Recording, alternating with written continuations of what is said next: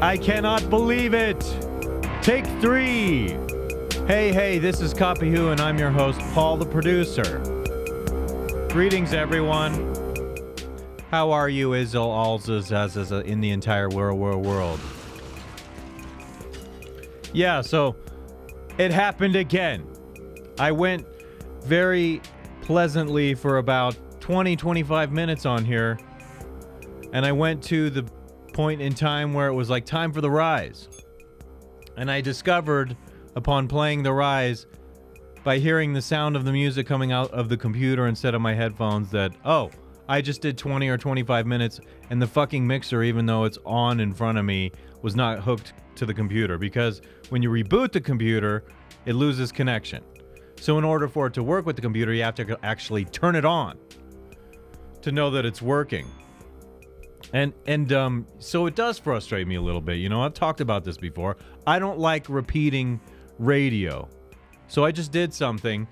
I got all spontaneous. A lot of it relies on spontaneousness, so it feels cheapened when you're trying to repeat something you were just doing a few minutes ago.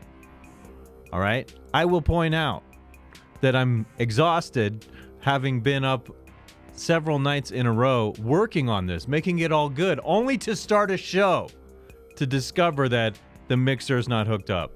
And so this is one of my gripes, okay? Like, I want to know that what I'm fucking hearing in my headphones is what's going to tape. Because when I'm hearing something normal in my headphones, I want to have confidence that that is the sound going to tape. And so that's what happens. You sit here with a mixer that's on, and you're receiving your headphone mix out of the mixer, thinking that's what's going to tape. And you don't know until 25 minutes in when you play a YouTube video. I've been trying to play a YouTube video or make sure to check the audio every time I start, because that would be the second time this happened, that I lost a recording. And I am bitching and moaning about it because it was a pretty good 20 minutes. I was like, okay. I reached a point where my shtick got all warmed up in my head, and I was like, I was feeling it. I was grooving. I was on a groove. But I've been spending a tremendous amount of time in my studio improving things for myself, for my ego, for you guys, all of it. You know, I want this vision right here to be one of overstimulation. And that's the benefit I got of going to Huntsville, was watching these concerts with 3 TVs, one huge one in the middle, 2 big ones on the right side, feeling like I couldn't even look at it. It was so overly stimulating. And this is what I've created here. Even though it's like got a lot of visual elements going, it's not even close to what that was doing. That was putting me in a trance. Like, I couldn't function looking at it. I felt like I was going to have a seizure. And that sounds like I'm being funny, but I'm not being funny. It seriously made me think that I was going to spaz out or something. So yeah, the goal here is to stimulate you guys a little more with a little more visual this, that, and the other thing. That's why I switched these up here. That's why we have the Tracy Lee Samsung Theater. And of course, today we are spinning The Dirt by Motley Crue. So here is the apropos t-shirt. Voila. You can't really see all of it because it's blocked by me, because I'm worried about copyright. But I have it there. You'll just have to take my word for it that that's what that is down there. See that? Okay. If you know the movie, maybe you know that I'm not BSing you. It's what it is. I'm telling you the exact truth of what movie it is. And I had all this shit I said about Vince Neil before, because Vince Neil is such a shitty singer, and I don't want to go through all that again, but it is. So I will just briefly summarize it and hopefully go on to other spontaneous things in the moment that make up for the loss of the show that I just recorded that will never come to be. It's a lost episode, people. What can I say about Vince Neil? He's a shitty singer, and he gets paid way too much for it. And there it is. And I said some other stuff about him. I don't need to repeat all that. I don't want to repeat all that. I'm telling it just feels like I lose something trying to repeat the spontaneous thing I did before. What I have to do is move on. We're going down a whole new path right here, right? Here's another thing that got wiped out because of that. Alrighty, and we're gonna just dump one single solitary glass of water here. Gonna close that up. Zoom back over here. You know that's part of what you like to watch here. I know you know that you do. So, yeah, back up front.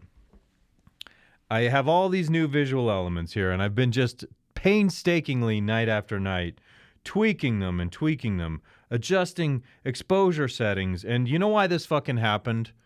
That mistake this morning was I had everything perfectly configured, and then I realized the camera froze, so I needed to restart the computer. But I had already checked the audio. And so it was all working until I saw the camera was frozen. Then I had to reboot the computer. When you reboot the computer, all the USB cameras shuffle again. They don't stay in the same order. They don't stay in a fixed position. And so that's why when I go in this program here, all the cameras in my scenes get all swapped out. And I think that's a lame feature. I wish Apple would fix that. Like, make it static. Make it stay the same one so that every time I do a show, I have to come in here into each individual scene and make sure that the camera is perfect again whenever the software starts again, or whether I reboot the computer or something. Well, I'm just saying, as a workflow, as someone who wants to make an efficient workflow, every time I can make something simpler, that's good. That sucks that I have to like change, make sure every camera is still in the intended scene that it was meant for, that it was created for. That's just weak. And I hope somehow that gets resolved eventually. Still looking at myself with this shaven face, people. Do I look younger like this? I'm soliciting feedback from people. Leave a comment. Honestly, I'm asking you right now, if you're paying attention to this, if you're hearing me say this, please leave a comment. Do I look younger than I look with the beard on, okay? I also bought the new shaver, and I'm shaving my head, so my whole head is naked now. And I feel like when I see myself with no hair on my head, I feel a little like Lex Luthor or Dr. Evil. I feel pale. I feel like I look pale, so I've been trying to get some sun on it. What else? I feel like I look cancerous. Is that, I'm not making fun of anyone. I just feel like when I have zero hair on my head, I feel like I look cancerous. At least when I have the beard, it kind of offsets that. But now without it, I'm all self-conscious. Do I look younger is what I want to know. Would you please tell me if I look younger? Okay. I'm asking you to leave a comment, send me a message, whatever way you can send me a message and say, yeah, you look younger like this. Or be honest with me. You can hurt my feelings. You can say whatever you want. I've been spending tremendous amounts of time in the Kava Bar, and not just drinking kava. I bring my computer there, and I do a lot of editing of clips. So if you actually want to see some shorter clips instead of watching the full show, you can go to YouTube at CopyWhoClips. And I have other clips. So it's a whole thing. I cut out the clips and then I have them, and then it's like a chore to have to upload them at some point. Wah me. But I'm making some good clips. I'm taking some of the more special moments of the show, special as I see it, like feeling pretty good about what I'm doing. Putting them up there. And on occasion, since they're different subject matter and they're shorter, some of them are getting some views here and there, which is cool. But I'm not getting much in the way of subscribers yet, which is fine. I realize it takes time to build these things up, but what I need is a consistent routine, a lot of which has been ironed out in the Kava Bar. If I stay home, it's too tempting to just like veg out on the couch and watch TV. But when I go there, I find myself very focused. Like I went there yesterday, and there's this particular bartender lady, Kava tender, I think is what they're calling them, and her name is Trinity. And it's probably nothing. She's like, she's probably glad I'm easy to deal with because she's very beautiful, and I think she attracts a certain type of man there all of whom probably want to like date her or something. And me, I'm stuck in my computer. Like yesterday I didn't even look up from my computer, and I stood up like a couple times to like make my body more flexible, but I noticed that I mean, like, I seriously doubt her feelings are hurt because I'm not talking when I'm there. I never looked up from my computer. I'm taking sound samples out of these. I'm pouring through these old USB drives I have with data and old content to see what I might be able to repurpose for this show. Stuff from the past that was interesting, things that I can post on social media that are interesting to distinguish myself. And I do have a lot of things like that. So I'm sitting there looking through all these gigabytes of data, whether it's photos or recordings of old shows and whatnot. I want to find old phone pranks I did that I don't have set aside and cut them out of old shows, because there's some good stuff there that I would like to present here, because it was good, funny work. The other day, fucking A, what day was it? It was Saturday. I went to the Kava Bar and I took, so I've been eating marijuana edibles lately, and I'm sure that I'll reach the end point of doing this because I get tired of it. I'm glad that I haven't started smoking, but I have been eating some marijuana edibles here and there, and I took 20 nanograms, which is too much. To be honest with you, I've discovered that, like, hey, I don't want to put myself to sleep. I kind of want to stimulate my mind and be motivated. So I went there on Saturday and I had 20 nanograms, and I started out having a normal conversation with him and this fella, and like after about a half an hour to an hour, I was like, whoa. And then I was like, I guess I just have to pretend to be normal. And in the conversation, I discovered that this is a person who smokes pot and stuff, or uses pot on a regular basis. And so they weren't going to judge me, but it was like I was hiding that. And so what I found was when I take 10 nanograms, I get a certain level of zen, you could sort of say, creatively. And then all of a sudden, like, I'm not falling asleep. When I did 20 nanograms the other day, I could not think straight to cut clips, and it was like, I went too far. But so 10 nanograms seems to be the dose. And this is not indefinite. But it really has enlivened my thirst for creativity. I really have to tell you that it's motivated me a lot creatively, and it's also helped me compartmentalize some issues I'm going through in life that I don't need to dwell on. It's like I know the reality. That's the stupidity of dwelling, right? Dwelling sucks dick. Because usually you're dwelling on something that you need not dwell on. I think dwelling, by its very definition, doesn't, like, unless you can harness some kind of positive from the dwelling, let that shit go. I mean, like, and so marijuana does help. It gets your mind in a certain zone where you're kind of like stimulated with the positive things. I don't know if you want to. So it helps me compartmentalize things that are bothering me. It's like I know those things are there, and dwelling on them is not going to help me. So I might as well just put those aside and work whatever way I want to work. But yeah, spending tons of time in the Kava Bar cutting clips, spending tons of time trying to conceive of how to make this better. And every fucking new little element that I add is increasing the intensity of the project. Like adding this thing up here, why did I mean, like, some people are going to go, we know why you added that. I was trying to think of how I could do that. I was trying to experiment with buying a little LED ticker, you know, that you can program with. I wanted to try and make that reflect in there, but then I was like, no, I don't need to have that little ticker thing. I can create something that does almost that on this. So I decided to make this more dynamic here behind me, and I like the result. I don't know if you like the result, but I like the result. I dreamt last night about, what did I dream? I wrote it down here.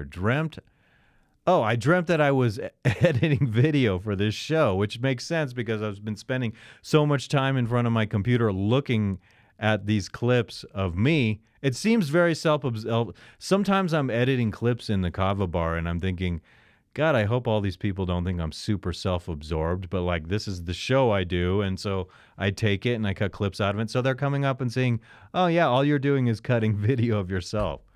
But like, it's my content. What am I supposed to do? I think it's coming along well. Yeah, so I dreamt that, and I also dreamt that part of my dream, I was helping a puppy get out of a little pen or something. And these were not very vivid. I just can slightly sense that was what was happening in my dream. Yes, I'm making sure the lights are all on. I'm all paranoid about things not working right. Adam Carolla I started taking notes now because I figure I feel like I do a show better when I have some kind of, thoughts feeding into my brain. So I create these bullet points, and it's usually the key bullet point is like something that fires my head off with, I have something to say about that.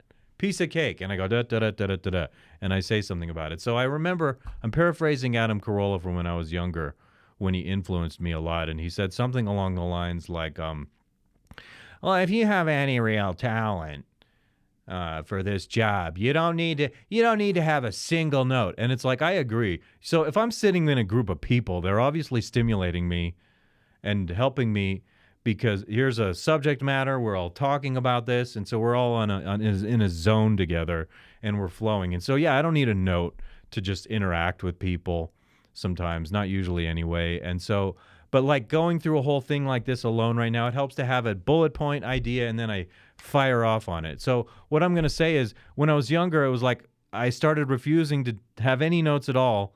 And I think that was a mistake. Just because he does it that way doesn't mean I need to do it that way. It's like I get the bullet point, and the bullet point is a reference to something I'm very interested or opinionated about, and I go off on it.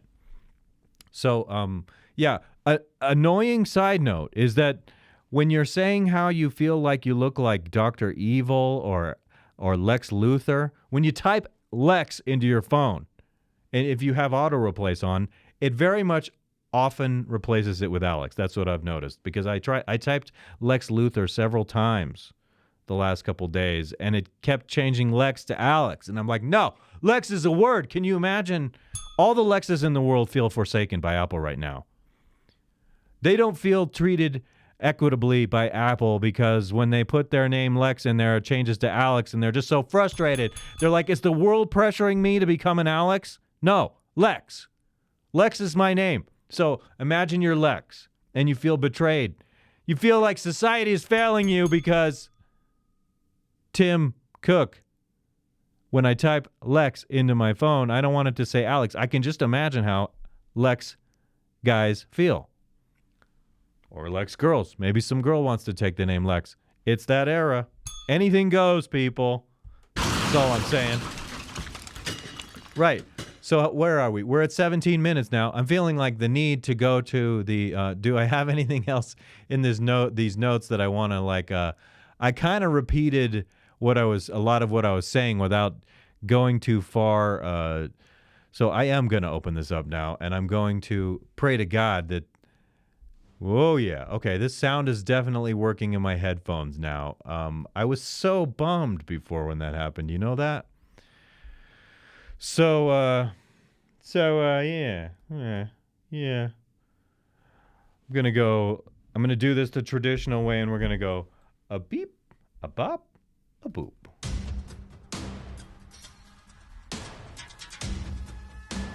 Oh, ladies and gentlemen, welcome to the RISE. Rise up. Now all the variables are in place for this to be perfect. I think it'll go off perfect now. Welcome to the RISE, people. It was so hard, I'm telling you. I was so disappointed before when I noticed the sound was off, but we're back. We got our mood back, and we passed that point where we feel like we don't have to repeat things. It's all going to be cool. It's all going to be groovy. We're getting screenshots. This is what we like to do right now. We like to enunciate with the hands. We like to get some screenshots. Okay. Thank you, people. Thank you for being here. Thank you for appreciating what I do. I love seeing that new effect on the screen behind me. You know, that one right there. On every single camera angle. That was the idea. We want to see it on every single camera angle. And I repeat things like that when I'm trying to fill time. I need to stop doing that. And just to repeat what I'm saying, I need to stop doing that. To contradict myself with what I'm saying, I should not have done that. Well, I contradicted myself. Big deal. All right, we're coming back on with the lights here. All right. That was decent. I guess. Whatever. Not every rise is going to be the same. Not every RISE. I'm just not calling it rise. I could call it ascension. I could call it, I mean, like, there are not many synonyms for rising up, right? Rise. What are the synonyms for rise? Sobra. Wait, I don't know. Svelja. Is that it? I don't know. Whatever. Let's go. We have a brief clip coming up. Is the first one, I think. Airhead Olympics is what I called this one. This is a clip I saw many years ago, and it's funny to me. And so that's the predominant reason I'm going to play it for y'all right now. Bring you over here. Open up this pretty lady who is so dumb. She is so dumb, but she is so cute. Maybe she will devote herself to me while she toots. How do you like that rhyme there that I just came up with? I don't know. But let's see the silly shit she said many years ago. 2007, so 15 years later. I would love to see a then and now on her.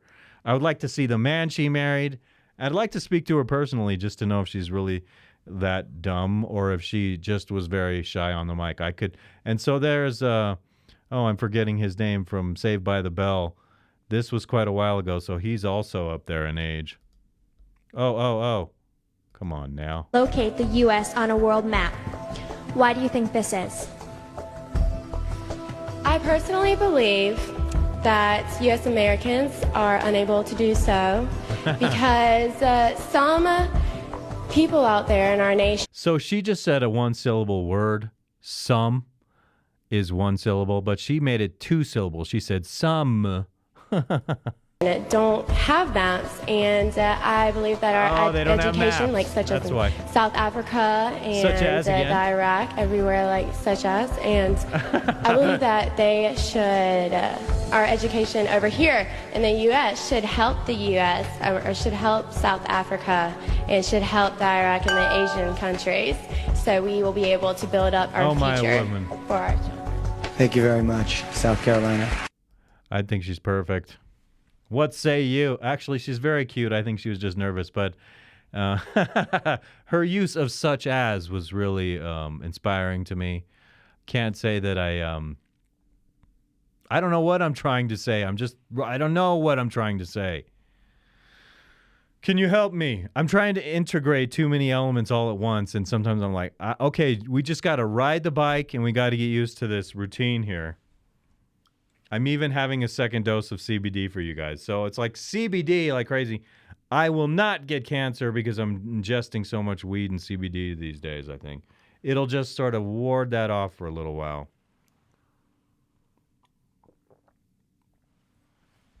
I can't remember if I talked about my kidney pain in this recording or the last one. But anyway, yeah.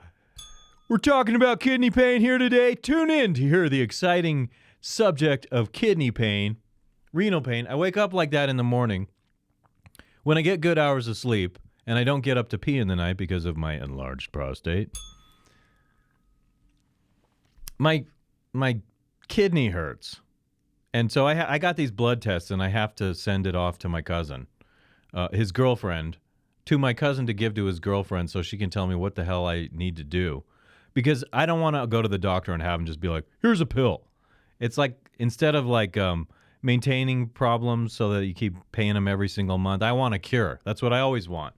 Seem to always have that problem when I go to the doctors.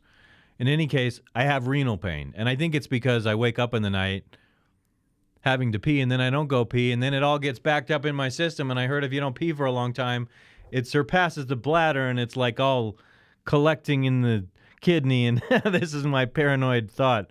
What do you call it when people think they're sick but they're not? Hypochondriac. I might be a hypochondriac. That's what that is with me. Okay.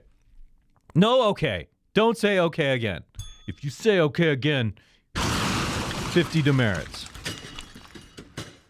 It's the shtick of shticks, what I do here.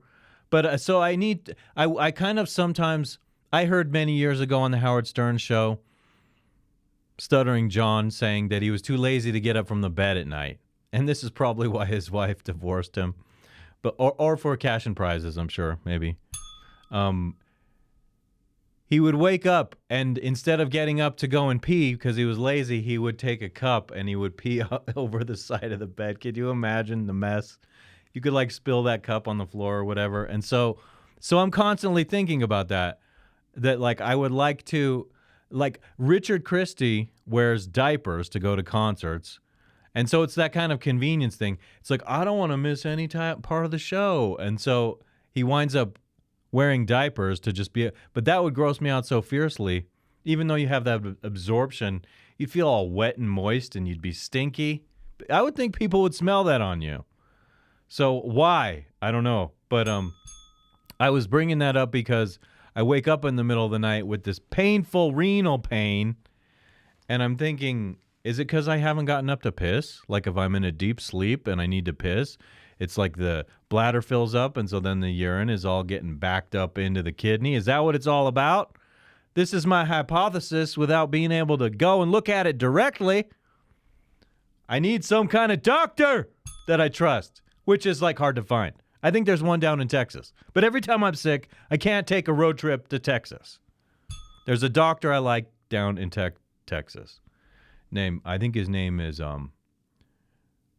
Cheng Ruan. I think, Dr. Ruan. Hey, man, I need your help. I need your help as much as I ever did because I actually trust you. Do I look younger? I keep asking myself that because I'm seeing a man I don't recognize on the screen here. Who is this man with a blank face? I'm going to go into this Apple TV program right now to find a program that I, what do you call it? I bought. Okay, and there is a purpose to this, and I am going to take you to this right now. And so this bums me out. You know what it is? We're going to resume this episode, and I can't. Okay, watch these guys here. So I want it. Well, I just think this is a compelling clip, and it has a lot to do with growing up in Hollywood and on some level drug usage. And I have an opinion about it because I'm very familiar with these guys. This is probably a clip that's like 10 years old or something. So Corey Feldman, sir, you have just gotten weirder and weirder as time has gone on. You know why? Because you keep trying to do a Michael Jackson impression that is more cringe than it is entertaining.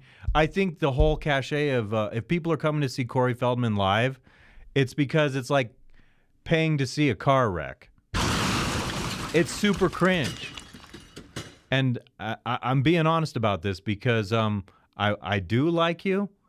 I grew up liking you. I grew up liking Corey Haim as well. And so I just want to watch this exchange because I have a few things to say about these guys and some of their history in Hollywood and stuff. Real honest. Hey, I'm sitting right here, mannequin down for a reason. Right, so did I. That's something to say. And so Corey Haim he's always got these I'm so cool quips like, hey bro. It's like, so I do that too here. I can't really criticize Corey Haim because that's what I do here. I'm acting a part here practically. With the entertainment, it's what do you call it? Gosh darn it, it's entertainment performance art is basically what it is, part of what I do here. I think, and maybe I suck. And if you think I suck, what the hell are you watching for? I'm not nearly as cringe as Corey Haim doing his Michael Jackson impression, so you should not be giving me a hard time for whatever it is about me here doing what I'm doing. But anyway, I'm way too self-aggrandizing. I realize that, and I realize I use that terminology a lot because that's it's pretty smart to say self-aggrandizing and know what the hell it means. It means egotistical. It means I'm always tooting my own horn, right? I don't know what else to do because and so it would help if I brought others in here. It would become more about them and us as a crew. But right now it's just about me because I'm the one sitting here, right? Anyway, oh my gosh, do I digress. I'm saying it to you. Then say it That's to me. what I'm saying. Don't send Scott. You say it to me. Don't send one of your minions Okay, out, okay? I'll say it to you. You crossed the line. With what and when and With how? what? Gee, They're I so don't know. serious. In 20 years, With in what? 20 years, Yeah. have we ever gone to the press? Have we ever gone and Okay, you talked know what I love about this actually. Producer side note, this particular second season of this show, they used some kind of yellow filter on everything, and I actually love what it looks like. And do you see how Coca-Cola is perfectly situated on these cups right here sitting there? I'm just wondering if that was sponsored and they literally set up the scene like that. Because this is a very contrived show. They're like, so this whole beef right here, I question the legitimacy of it. I would like to ask Corey Feldman, is this real? Is this moment real that you guys had? Or were you playing up something that you guys are kind of cool with just to create a story for your show, the two Coreys? I do like this show. I've seen it a couple times. Corey Feldman was married to a woman, I can't remember, Susie, I think was her name. Susie Feldman. I don't remember her original name. Hypergamy got the best of Corey, though. She took off and went with another dude. A much more manly looking dude. Not doing very bad Michael Jackson impressions.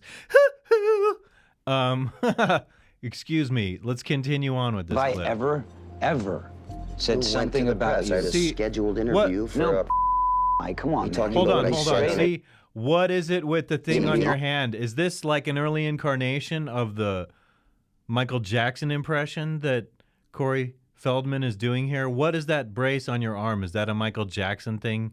Why do you have that? That's not injury. And so another thing with this bastard, for as weird as he is, that guy got to hold on to his hair. You don't deserve that, sir. You should have had your hair fallen out. And I should have my hair. I deserve to have my hair. You don't deserve to have your hair. Honest? I deserve to have your hair. Press and from everybody else is how much you hate me. So if you really hate me that much, tell me about it. I'm looking in your eyes. I'm telling you that. I said you're a backstabber. And you called the Inquirer. Why? And you called the Inquirer. Why is he a That backstabber? I can honestly tell you I did not do. And so, okay. He's saying he did not call the Inquirer. I would see. I don't know firsthand, but my hypothesis is that he did call the Inquirer. I have a feeling Haim is being dishonest here. Why are you lying to your bro? The two Coreys should never lie to one another. These guys should have had symbiotic electronic brain connections, they should have the eternal Vulcan mind meld between one another. You guys. Serious? Yeah, they said it was in a coma once. Because, dude, I'll break it out right about now. Break it out, kid. See, there's so much boasting between the two of them. It's very laughable the way these guys are with one another. But I will. Corey Haim called our office to do an interview. I believe that. When Feldman's saying that, I believe that. Ring a bell? Hi. Thank you so much. Thank you. I actually was watching this, and what I want is one of Haim's beanies. This beanie looks pretty good. I want a beanie like that. Can I buy the one Corey had? Will your mother sell it to me? Yeah. Don't tell me I didn't show up half hour early every morning because of you. How about me staying up with you till 5 o'clock in the morning? That's the beanie I need. Suicidal. I've got a knife in my pocket. See, so and who's gonna be? Being children in Hollywood fucked these two guys up fiercely, and unfortunately for Haim, it was much worse. I want to keep going with this. Except for your best friend. But you're bringing up real deep things. What are you doing? So I'm gonna do this. So it gets crazy here. Get deep? Watch Dude, this. Get as deep do you as really you want me to? Man. Sure. I don't think so. I'm just pausing every moment to throw off the copyright. If you want me to talk like that, I can destroy you right now, and you know it. Corey, I'm saying boasting, gentlemen. You guys are both so egotistical in your own way. Need to do that. I don't have to do that. Corey, I'd love to see you even attempt to do something like that. Are you kidding me? Do I look like I'm kidding you right now? You're an easy target, bro. I'm right here. Let's do this. I'm right here. Hit me with the Stop boasting and have the conversation. Now, why pussies? would I want to try and hurt you?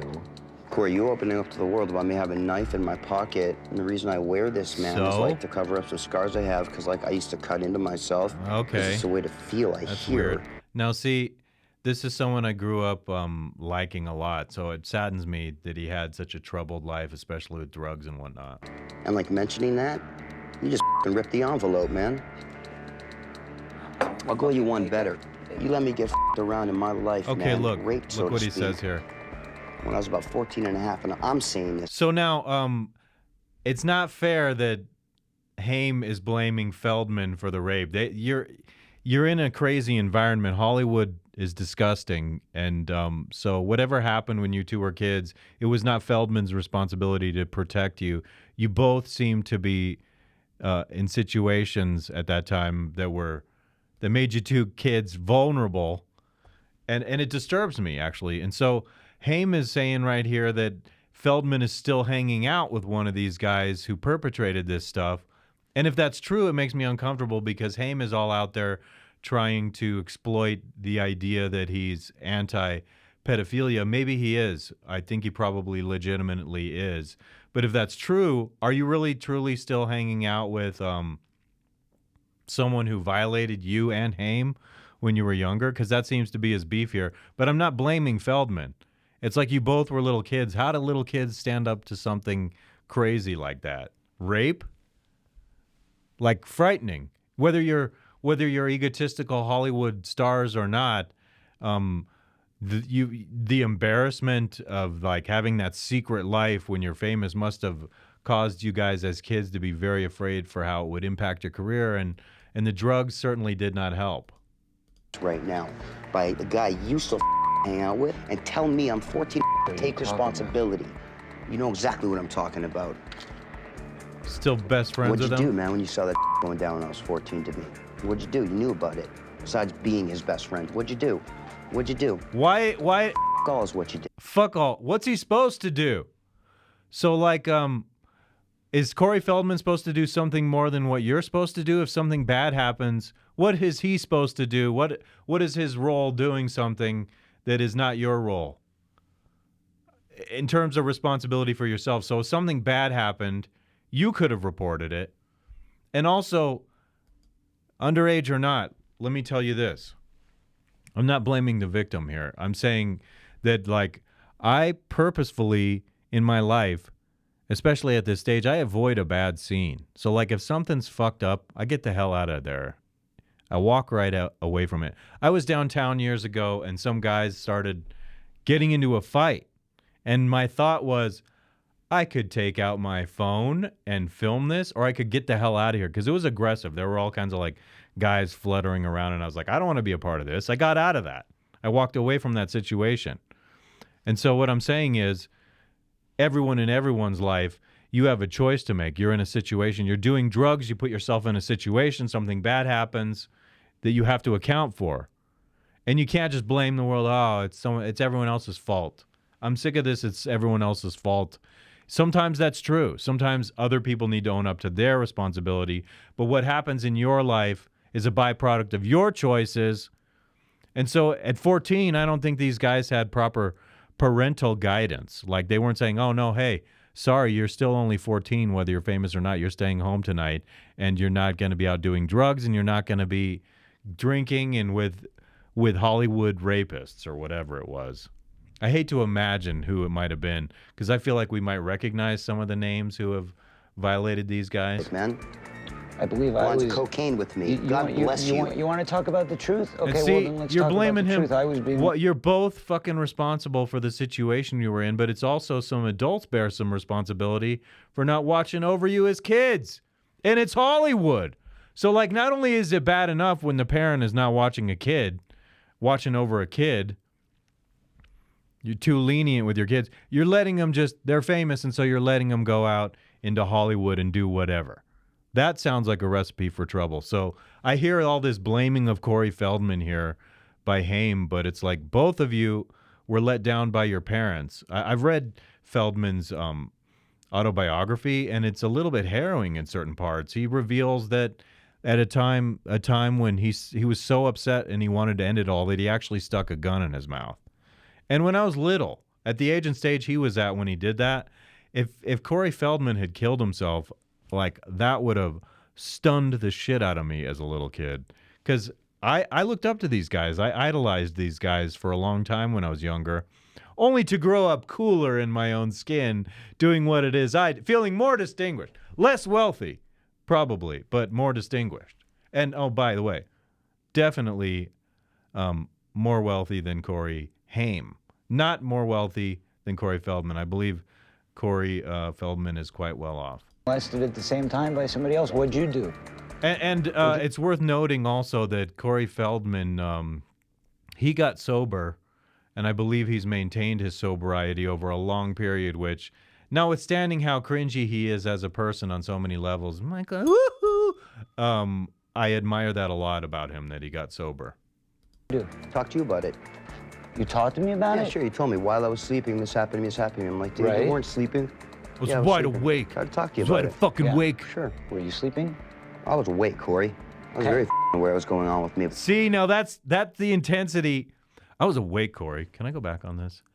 What I like about it is this is the intensity. If you guys acted like this in movie roles, you could have had like, this is the acting I want to see in a movie role. So like Corey Feldman, if you ever heard this and you're listening, this is such real, believable emotion here. And maybe it's not real. This is the Oscar performance of your life, in my opinion. Okay, well then let's talk about the truth. I was being molested at the same time by somebody else. What'd you do?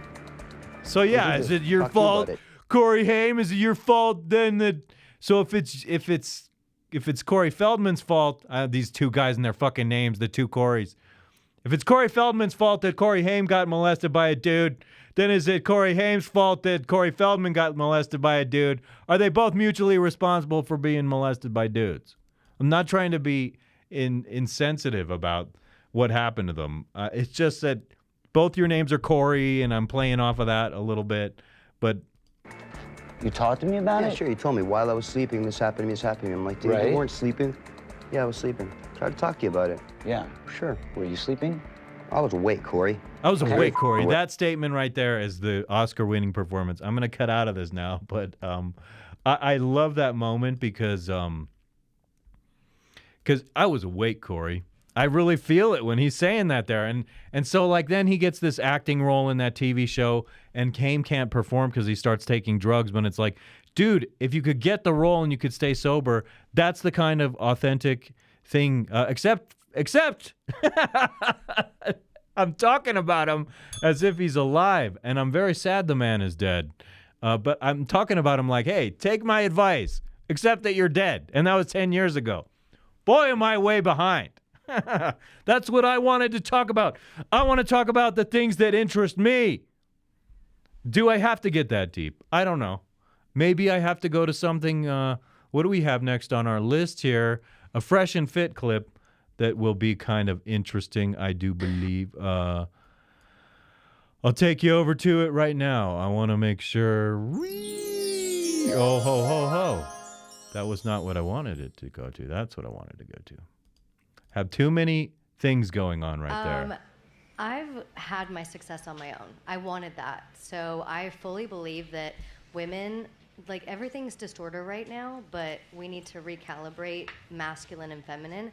I used to run things at an office. I hear that. I don't even know what the hell that means. What the hell we need to recalibrate masculine, feminine. Things have a way of sorting themselves out.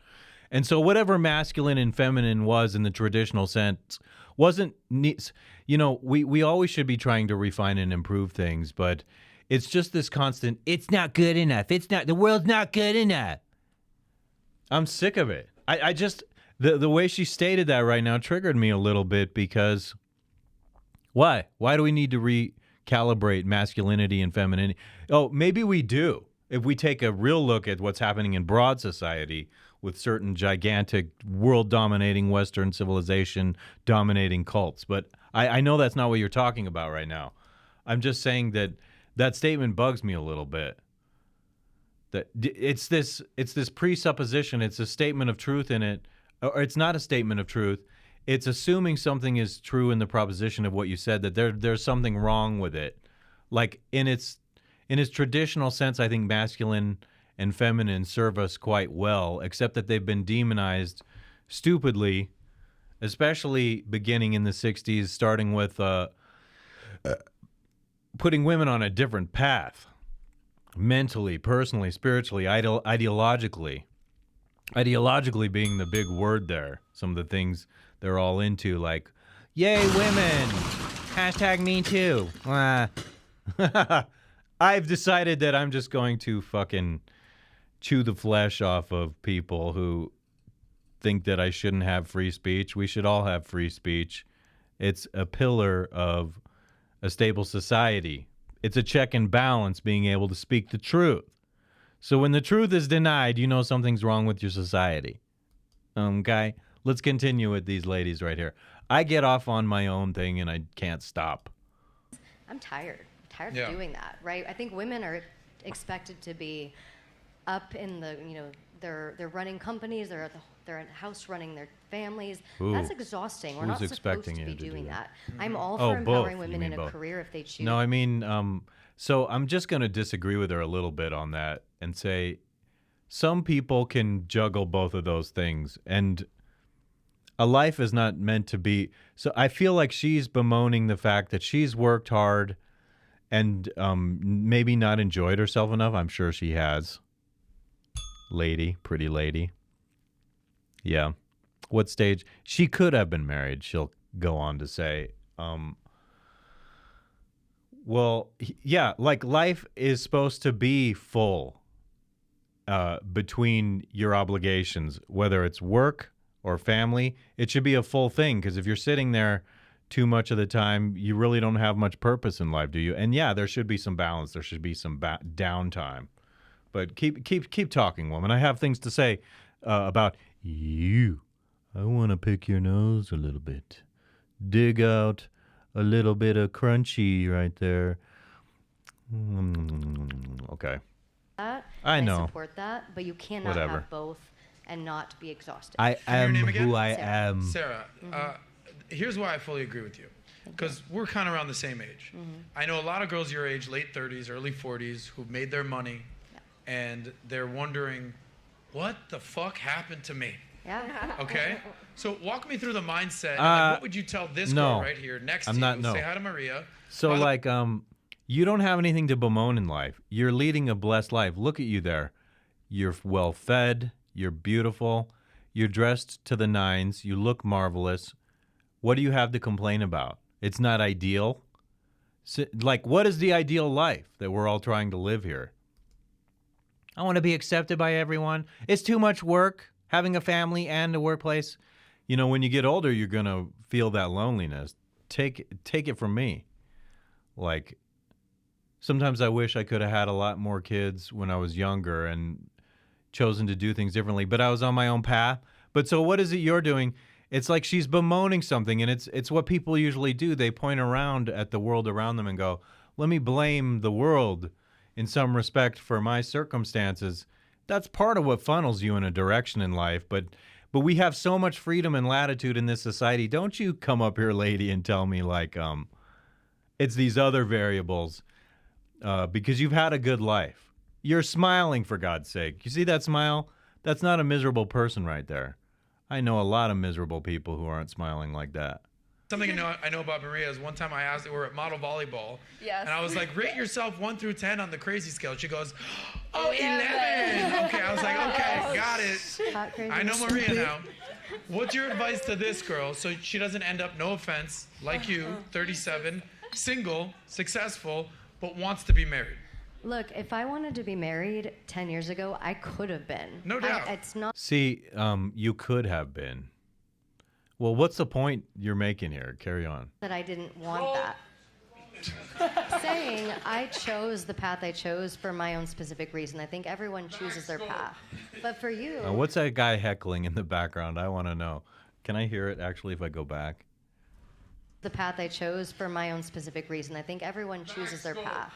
But for you, I think you should pursue what makes you happy until you feel fulfilled enough to be a partner to someone. Because if you don't and you become someone's partner too soon, you're going to regret not ever doing something. Yeah. Some people hit that point at 22. And so actually what I'm thinking about, she says partner. That's very unromantic, by the way. I want a wife. Ideally, and I want it to be like a covenant bond that is like major loyalty and intense. And you say partner, that secularizes something that I think is supposed to be sacred, the covenant, the bond between a man and a woman. And furthermore, so you're looking for a partner. You have this idea of status where we need to be equal in our money. And so like, and I think that's sort of contrary to the praxeology that Rollo talks about a lot. Praxeology being objectively true through objectively substantiated through like empirical research and whatnot. I think that nature doesn't work the way this lady is talking about. Men don't want to be with a woman who has more money or makes an equal amount of money, they do want that woman in a position of subservience. I wouldn't want to mispronounce the word subservient and like not correct it. Anyway, continue on, woman. It's very interesting what you're saying. I don't necessarily jive. You're beautiful, though. And I would love to see you with your natural look because I can see that you bleach your hair. Some people hit it at 35. And that's not for anyone to determine what's right or wrong. It's like you with 3 girlfriends. Good for you and them. They chose that. I have a question for you real quick. Mm-hmm. One of these really quick. It's what I want to do. All right. Back to our regular scheduled program. If you could turn back the hands of time. Me? Yeah. And go back and give up your Preach, Myron. What? Oh. Knowing the knowledge that you have now, the wisdom that you have now, yeah. right? You've experienced a career, you have the money, so you have that 20/20 hindsight. If you could go back in time and be in a state where, let's be honest here, you're more marketable to get the man that you truly want, would you do it? I think that's complicated because right now I was very, very much more of a tomboy and more of a masculine. Well, he's asking a question that I ask about myself all the time. Like I was alluding to it just before. Like if I could go back in time and relive my life, knowing what I know now, I think I would probably drink way less alcohol. I think I would have snatched up one of the girlfriends I had when I was younger that adored me. They would have married me and been with me forever, and we could have. So all these things I can speculate all I want, but now the opportunity is not the same. Being a 49-year-old man, all these young, beautiful, fertile women are like, oh my God, an old guy. And so sometimes I find it laughable. I think like you'd seriously rather be with a guy who's very much boyish and unestablished. So there's this thing I've observed in society that I kind of have this feeling that young women do like older men. That's the natural state. They want to be with an older man who's more established, with more resources, more protecting, more mature. And the point I'm making in saying that is society as a culture has a tendency to shame that. So you get this reaction from young girls where they go like, ooh, an old guy. But I think nature's default by preference is a younger woman who wants to be with an older man because he's more manly, because he's more developed, he's not so boyish. I really think that. And then so society has a way of shaming that, though. And that's very consistent with all the shaming of men that is just rampant and commonplace in society right now. I was in my 20s. No, but with the mindset that you have now. Yeah, let's be honest. I mean, let's be brutally honest here. Once a woman hits 30 plus, your ability to command force in the marketplace and get the man that you truly want and keep him is almost diminished. So agreed. I'm wondering if my audio was low before, and it's like it sounds good in my ears, and it's like I want to hear what is going to tape. That's what I want to hear. So the audio on this video might have been low, and I apologize for that. And I don't know if it was low on the Corey Haim when that plays back. I hope it. Whatever. Whatevs. Knowledge that you have now, right? You've experienced the success. You got 20/20 hindsight. You have the wisdom you have now, 20 years prior. Would you move differently? Would you not have chased that same career? So I would move differently in that I would shorten what I did. I didn't want kids from a young age. I still do not want kids. So that didn't determine. Oh, man. I'm just cutting out of that. You don't want kids. I'm cutting out of you. I don't want to hear what more you have to say. And so I still think she's young enough where she might regret that when she gets older. Like, I think it would be wonderful to have several kids and a family that maintains close bonds over time. That would be pretty sweet. So let's just, how much time do I have here? I'm on 53 minutes. How much can I really talk about this right now? I don't know. So this is a recent clip posted by Rollo. And here it is. Let's just play that for a little bit. This is why, you know why I'm vehemently against poly and polyamory is for exactly that reason. You're not going to eliminate entirely the jealousy response. And you want to know why cuckold pornography is so popular right now? Like you watching your, what Jack Murphy watching his girlfriend get railed or Destiny or whoever, right? You want to know why poly is so popular right now? Oh, this is interesting what he says. This half measure, it's this meeting, it's this idea that your wife's it ain't never going to be satisfied with you, and so you got to go and commission a bull to come and bang her out for her, right? And if you don't do that, then you're not secure in your masculinity, because only a really masculine guy. That makes me very nervous. The idea that I think there are guys, you're by nature you're jealous as fuck. We are, to see our women go with other men, but then it's very strange. Some guys will eroticize that jealousy.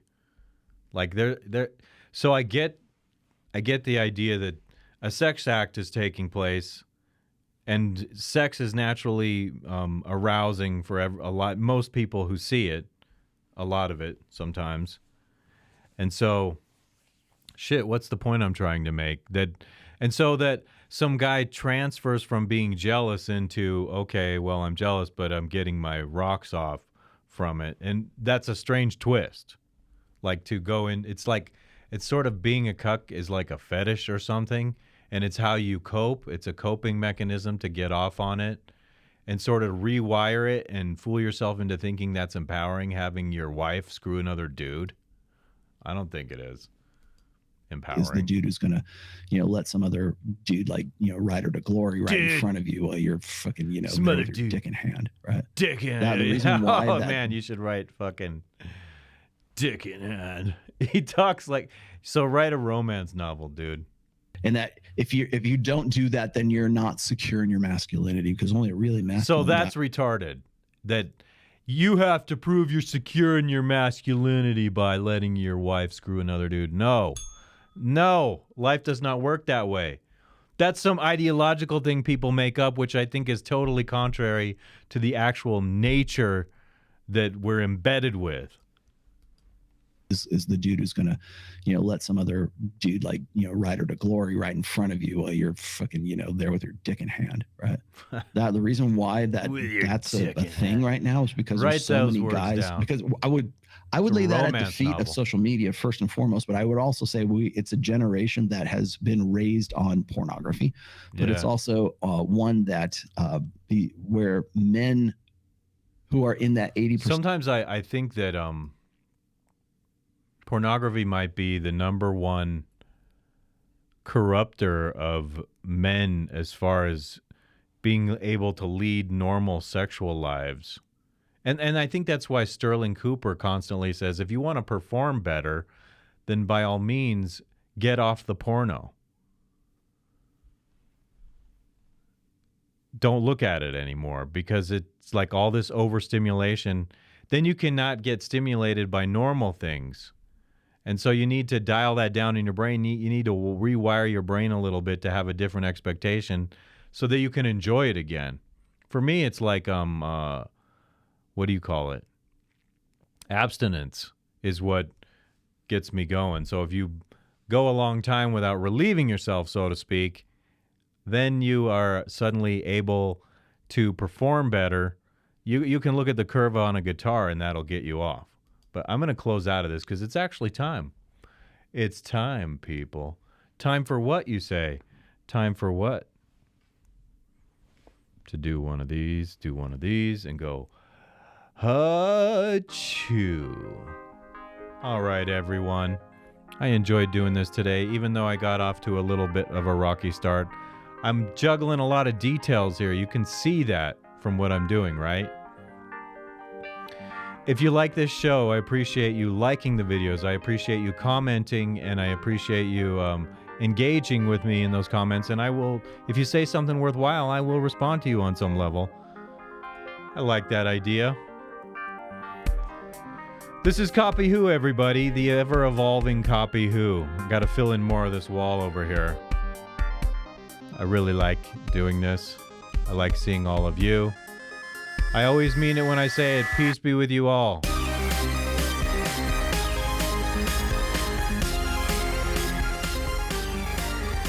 Corey Feldman is not responsible for the abuse I suffered in my younger life. This has been a public service announcement from Copy Who. Fucked that up.